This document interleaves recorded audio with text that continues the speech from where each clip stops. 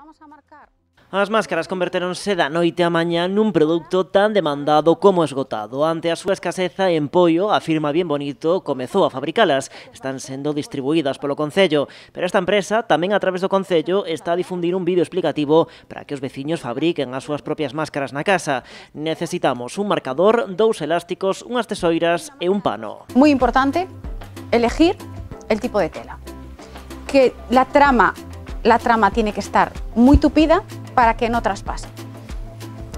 Podemos hacer una prueba simple en casa con un spray vaporizador tipo desodorante o laca. Na grabación elaborada por El Espejo Mágico, Silvia explica con todo luxo de detalles o proceso de confección, coas medidas máis axeitadas e consellos prácticos. Es importante que el tejido esté bien tupidito para que así nos proteja más. Doblamos el tejido a la mitad. A nuestra mascarilla le vamos a dejar un bolsillito para poder poner un filtro por si la tela que tenéis en casa es finita y traspasa y puede traspasar.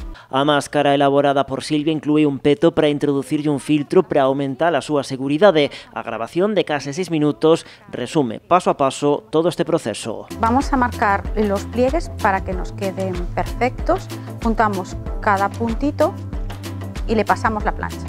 Un dato importante a ter en conta é que este tipo de máscaras poden ser reutilizables. Es muy importante lavarlas a menudo para que no se acumule la humedad en ellas. Lo podemos hacer en la lavadora a 60 grados, pero muy a menudo. O vídeo completo pódese ver nas redes sociais do Concello de Poio.